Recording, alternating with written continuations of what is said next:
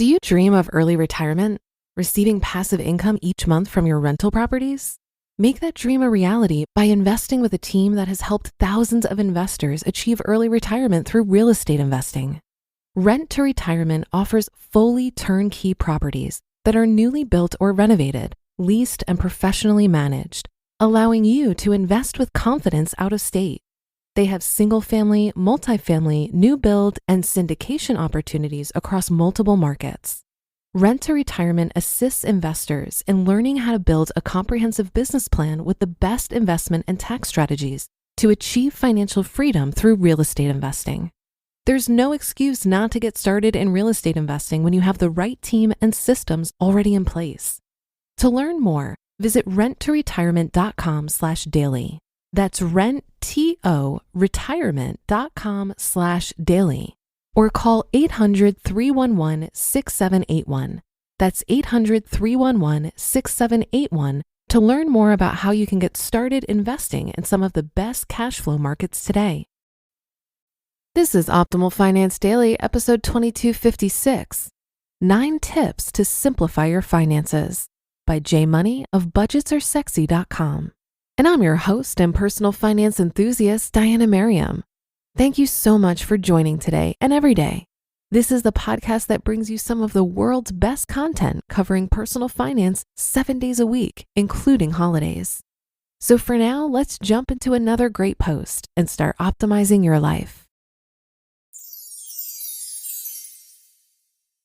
9 Tips to Simplify Your Finances by J Money of budgetsaresexy.com.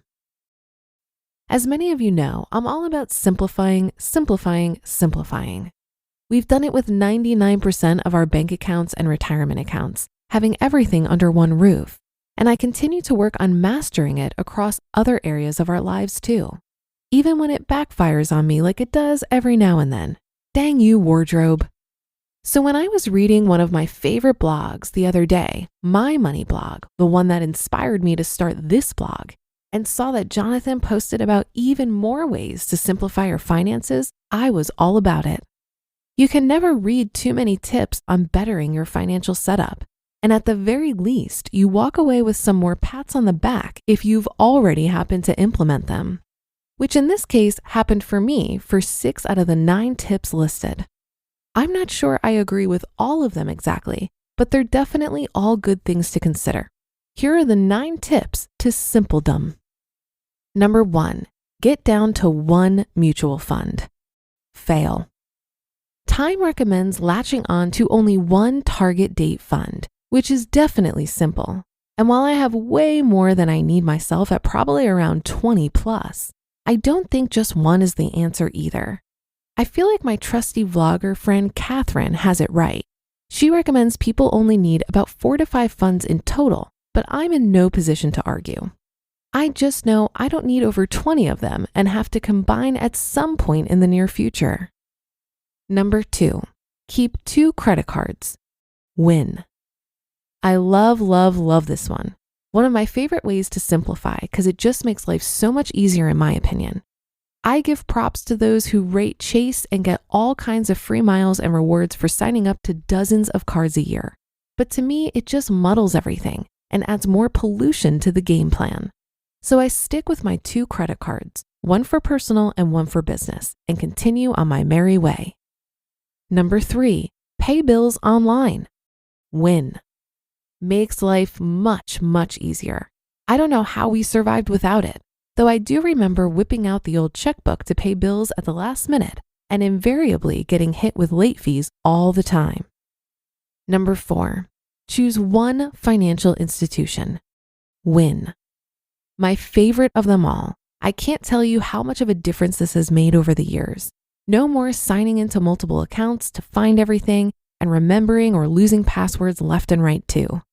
This was by far one of the best things we've done since combining our money. Another reason to choose just one bank. It makes it easier when merging 2 lives worth of accounts. And I'll never go back to multiple accounts again, even if you get a free $50 or whatever in doing so. Number 5, automate everything. Fail and win. I'm a strong believer in automating as much of reoccurring bills as possible, especially those that are roughly the same all the time. But I don't like automating big things like mortgages or credit card bills in case something funky happens that month. Plus, I like to feel the sting of them both when manually doing it. So it's a constant reminder of how real and annoying it is. More motivation to find ways to nix them. Number 6, get overdraft protection. Win. If I ever bounce anything in my checking account, it'll go directly to my savings account and pull all remaining money, thereby avoiding any ridiculous fees for, well, doing something ridiculous myself and not managing it all correctly. Number 7, create an emergency fund. Win. Ours has fluctuated over time, but I always have backup money in case the hits the fan. I'm terrified about not having cash on me at any given point in time, and my wife even more so, 10 times more if I were to guess. Number 8, pay yourself first. Win. I can never tell if this is meant literally or figuratively, but if it is the former, then no. I like to have all my bills paid first so I can make sure my family has a roof over their heads and food in their bellies. Call me crazy.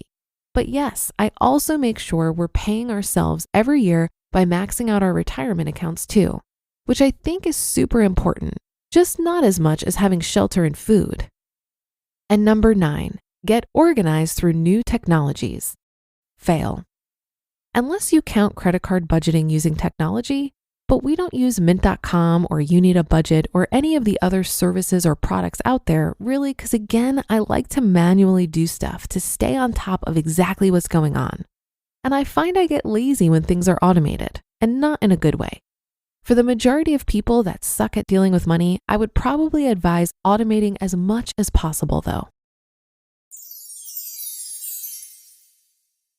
You just listened to the post titled 9 Tips to Simplify Your Finances by J Money of budgetsaresexy.com. As J Money was reflecting on automation, it made me think of a quote from the Financial Panther who said, "My ability to save doesn't have to do with willpower or self-control. Instead, it's all about the systems I have in place to make my pool of money look as small as possible." End quote. I think this reiterates one of the key things to understand about money management. It all boils down to habits. Your habits surrounding how you spend and save money are much more impactful than the knowledge you may have about how money works. And automating your saving, budgeting, and investing is a great way to solidify those habits. For me, I set up some automation outside of my retirement contributions only after I had developed some healthier financial habits. When I was first getting control of my money, I logged into all of my accounts every 2 weeks when I got paid to monitor my spending, pay bills, and throw money at my debt. I could have automated my bills, for example, but I wanted to force myself to engage with my budget and foster more awareness around my money. Once I got a handle on it, I automated everything, and now I just check in once a month to calculate my savings rate and monitor for fraud. I share this because while I think automating is a powerful tool, it will be less useful the smaller the gap is between your income and expenses. When that gap is small, it's time to pay close attention. And a great way to increase the gap is by continually growing awareness around your spending and making adjustments. If you automate saving, for example, but then need to raid your savings account due to overspending, that automation is less impactful. And that concludes another installment of Optimal Finance Daily. Thanks always for joining. Have a great rest of your day, and I'll see you again tomorrow where your optimal life awaits.